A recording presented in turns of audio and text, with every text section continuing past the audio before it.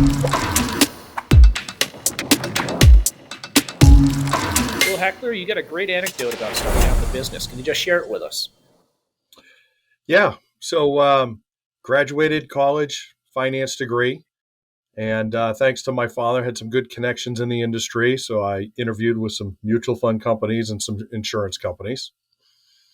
And then in the spring, he and I got together doing a couple projects around the house, getting prepared for the graduation party.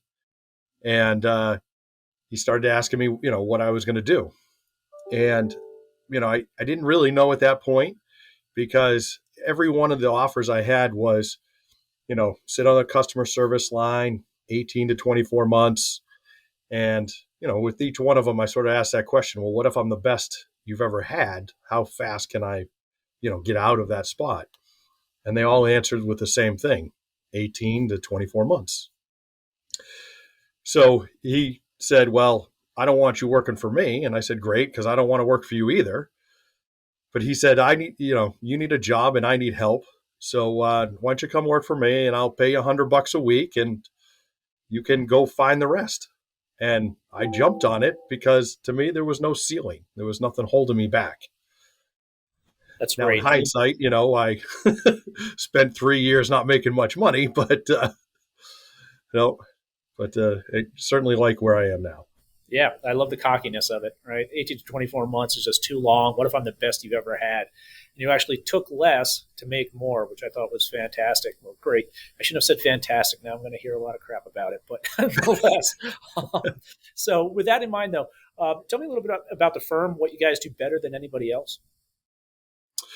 So we're producing a TPA firm, and our value proposition is to certainly help those financial planners with all of their clients and their plans, and by taking off all the roles of doing the plan from that planner. We split in on the business with them. We sit in client meetings with them to see what the goals are for the plan, and then we can take that back and execute that, both by having the TPA firm and being licensed as the advisor. And, that goes back again to my father and just him starting in the industry, starting on the administration side, seeing that there were a lot of advisors out there that were doing just a little bit of this work, not really knowing what they were doing, and him taking that leap out and saying, you know what, I'm going to go out there, I'm going to get licensed as an advisor as well, and do all the pieces necessary for the plan. So it really is one-stop shopping. Yeah, that's what we've used that as a value proposition for a lot of years. Hey, as a plan sponsor, you can call us, participants can call us, and we should have 90-95% of the answers by calling us. We don't have to send you off to the TPA or send you off to the advisor. And with the access to the information we have, we don't have to send them off to a record keeper or any other scenario. We can pull up that information and have that for them. Understood. So you were started out, though, as a generalist. It wasn't necessarily in retirement plans, but there was one specific client that you had that kind of illustrated the value of concentrating in one particular discipline. Can you talk about that just a little bit? Yeah. So, I had a client that was a landscaper and did some irrigation work. And so I think a lot of people can understand the concept of that, mowed lawns and trimmed hedges and also, put in sprinkler systems too. And, I would always meet with him in the winter, obviously off season for him. And that's when we get together. And in one particular year, he had a lot more money than he normally did, to bring to me to invest in the kids' college funds or do insurance or into his retirement plan and the like. And he had a bigger chunk. And I said, oh, where'd this come from? And he said, well, I sold off the landscaping part. And I said, oh, okay. So this is the proceeds from the sale of the landscaping. He goes, oh, no, I barely made any money from that. What happened was his business exploded because he just specialized in the irrigation systems. And he had the same crew, but now they're not spending any time mowing lawns. They're just spending time in the irrigation.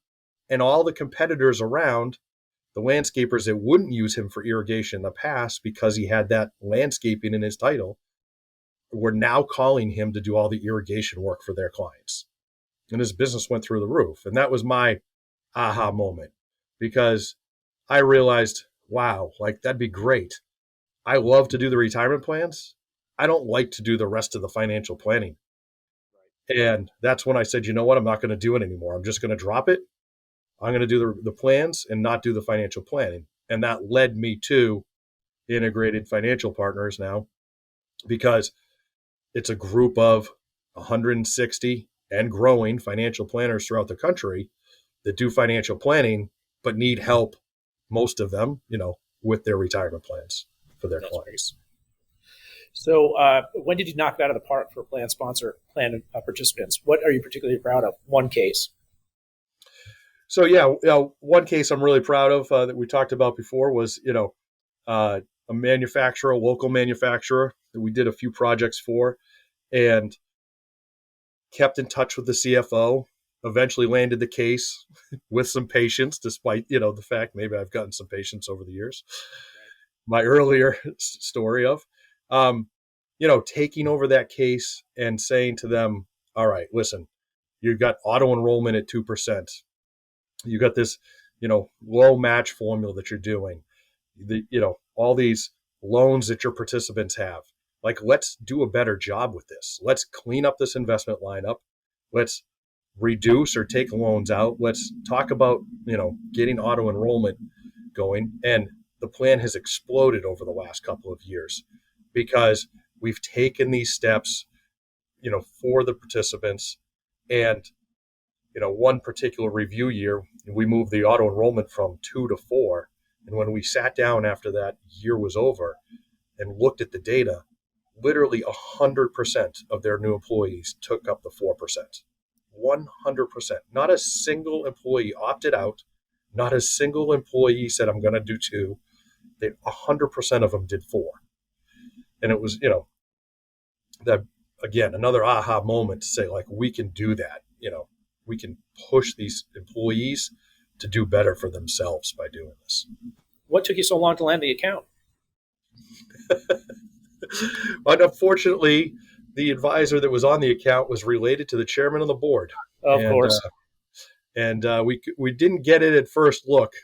So when we first proposed on it, but kept in touch and eventually got it. So, are you excited for the retirement plan business moving forward? Apprehensive? A little of both? I'm really excited for it. As much as some of us in the industry may look at these state mandated plans as a problem, as a competitor, I'm excited about it because it's driving the conversations to these employers. And then once that conversation gets started, then we can step in and tell them, hey, listen, we know what makes a successful retirement plan. Here's the data. Here's the numbers behind it. Like, trust in us, people that are experienced in this, doing it, again, the story started clearly with my father, but now I'm coming on, 27 years of doing this. We know how to do this. We know what works. So, give us a shot at it and we're going to be a lot better, I believe, than the state-run plans. So, yep. What frustrates you, though? There has to be something about the business that drives you crazy. I mean, I think the same, I am certainly frustrated with some of the regulations and the thoughts, they certainly make it a lot more complicated than it has to be. There's definitely, we always joked about, the family aggregation rule being the family aggravation rule. Right. The Pension Simplification Act that came in, did it really simplify anything? No, I think there's a lot that can be done in that direction. That a number of ours in the industry talk about different things like that. Do we really need to have this top heavy test in place? Can't we simplify some of these formulas and the different things that are done? However, I certainly do understand that with that complex, that's why we get hired. So maybe I don't want to go too far with that, but no, I think I would certainly champion a lot of things that would simplify, where we're at.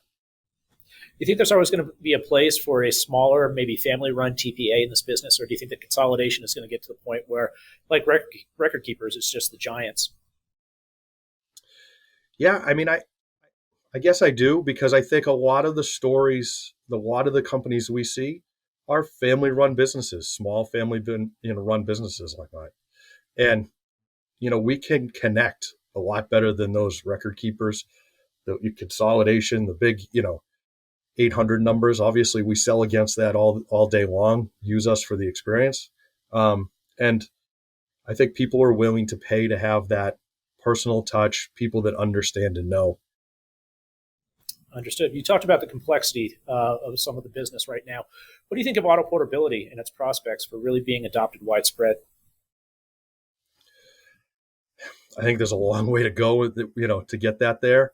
You think so? And and and I think, again, my view is that there's, that might be helpful, but I think there's other things that should be worked on ahead of that. Like what? Um, you know, Raising the rates. I believe, certainly some of the credits, being making some of those credits more widespread available. When it comes down to it, right? Why does Congress and the IRS give us these, favorable changes in the plan? Well, it's because when they look back, they look behind themselves a little bit. They see Social Security system. They see how much of a failure that's been. And I'm going to put failure in air quotes when I say that, Okay. because it still does, obviously gives a lot of people money, but obviously the formula behind it is probably not the best and needs to make some changes.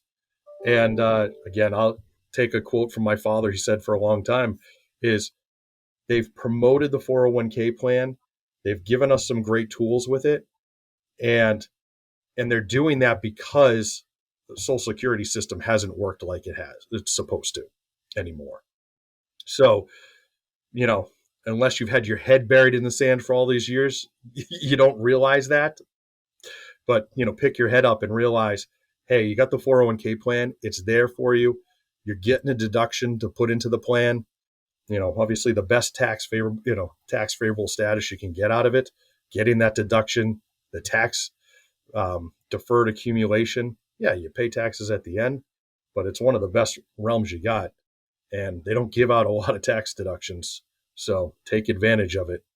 And part of the reason they're going to keep it around is because it takes pressure off of Social Security if at the end of the day you get to retirement and you have a balance in that plan. Surprising answer, but that's exactly what we needed. Will Hackler, thank you so much for joining us. I do appreciate it. Thank you, John.